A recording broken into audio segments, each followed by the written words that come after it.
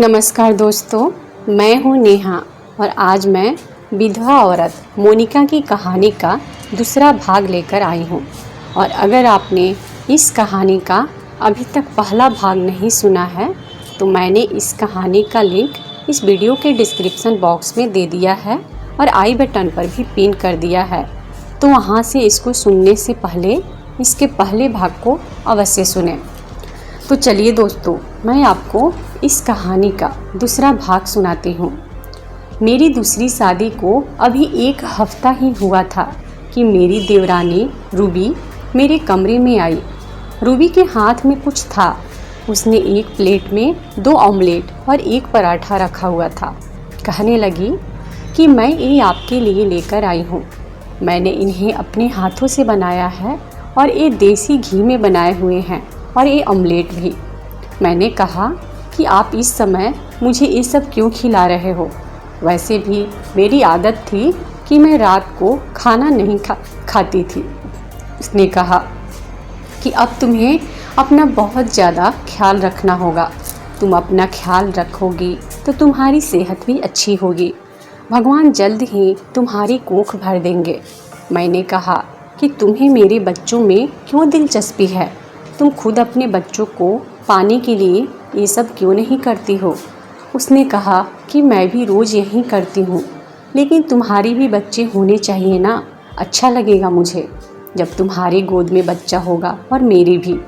काश मुझे मेरे अपने पति नीरज से बच्चा हो जाता तो कम से कम उसकी कोई निशानी मेरे पास रह जाती। ये सुनते ही रूबी ने मुझे हैरानी से देखा और कहा कि ये बात सुनकर तो तुम्हें बहुत अजीब लगेगा, लेकिन भाइयों के बीच कोई राज नहीं होता है। सुनील ने मुझे ये बात पहले ही बता दी थी कि तुम्हारा पहला पति इस दुनिया से चला गया, पर वो कभी तुम्हें संतान नहीं दे सकता था और दुनिया की नज़र में तुम बाज हो जाती थी। जो भी होता है अच्छे के लिए ही होता है।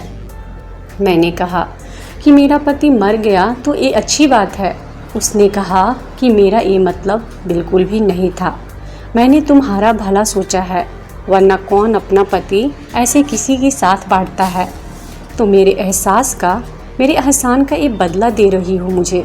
उससे इस तरह की बातें करके मेरा भी दिमाग ना जाने क्यों खराब हो गया था। मैं सोचने लगी अपने पति से मेरी शादी कराने में उसे कौन सा फ़ायदा हो सकता था। फिर भी उसने ये सब कुछ किया। मैंने उससे माफ़ी मांगी और अंडा और पराठा खा लिया। वो वाकई बहुत अच्छी थी, मेरा भी ख्याल रखती थी। ऐसा भी कभी नहीं हुआ कि उसने कभी मेरे साथ बदतमीजी की हो। हालांकि मैंने एक बार गुस्से में आकर उसे बुरी तरह से डांटा था, लेकिन उसने कुछ भी कहा तक नहीं था। और सुनील भी मुझसे बहुत प्यार करता था। मेरे प्रति उसका रवैया बिल्कुल भी ऐसा नहीं था कि जैसे मैं पहले उसकी भाभी थी। थोड़ा शर्मीलापन सामान्य था, लेकिन वो मेरे साथ पहले दिन से ही ऐसा व्यवहार कर रहा था जैसे मैं पहले दिन से ही उसकी बीवी हूँ। और वो मुझसे बहुत ज़्यादा प्यार करता था। वो मेरा ख्याल रखता था। कभी कभी तो मुझे ज़बरदस्ती उसे अपने कमरे से बाहर ले जाना पड़ता था और कहना पड़ता था कि जाओ और अपनी पहली बीवी को भी समय दो, जिसने मेरे लिए इतना बड़ा बलिदान दिया है। लेकिन मेरा देवर सुनील, जो अब मेरा पति था, किसी छोटे बच्चे की तरह जिद करने लगता और मेरे कमरे से जाता ही नहीं था। मेरी सास ने मुझे समझाया कि उसे अपनी तरफ से ज़्यादा प्यार मत दो। तुम बहुत ज़्यादा खूबसूरत हो, लेकिन उसके पहले बीवी ने तुम्हारे लिए ये सब कुछ किया है। तुम कभी भी उसे उसकी बीवी से दूर मत करना।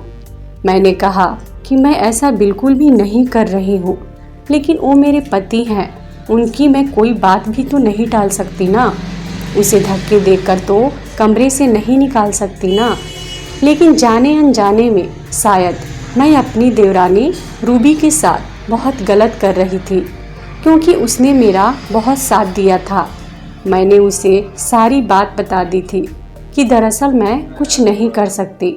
मर्दों का तो तुम्हें पता है, वो खुद ही मेरे कमरे से बाहर नहीं जाना चाहते हैं। तो रूबी ने कहा कि कोई बात नहीं, वैसे भी आप कोई पराई थोड़ी हो, आप तो उनकी बीवी हो। अच्छी बात है, आप दोनों का आपस में रिश्ता मजबूत होना चाहिए।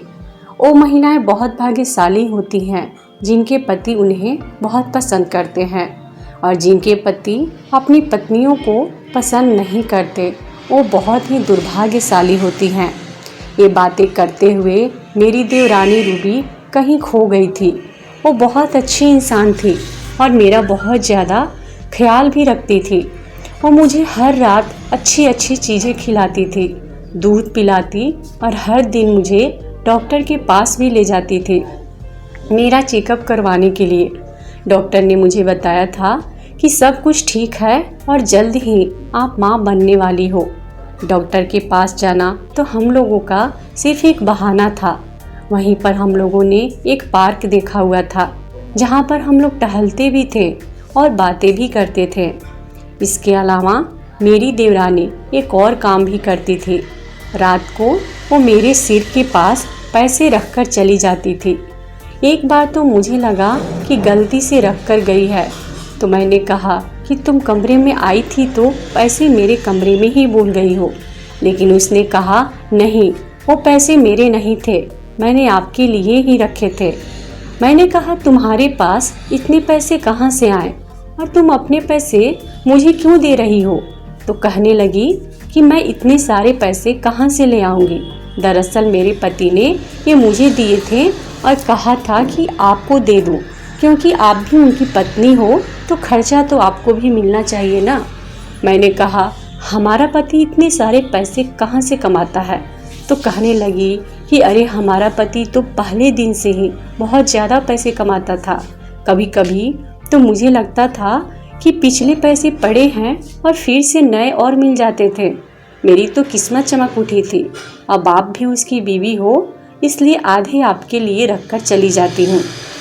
मैंने कहा चलो अच्छी बात है, इसका मतलब है कि मेरे पति यानी कि मेरे ही पैसे थे। अपने पहले पति की याद तो दिल से ना गई थी, लेकिन मेरी ज़िंदगी बर्बाद होने से बच गई थी। अब मैं किसी की विधवा नहीं बल्कि किसी की पत्नी थी।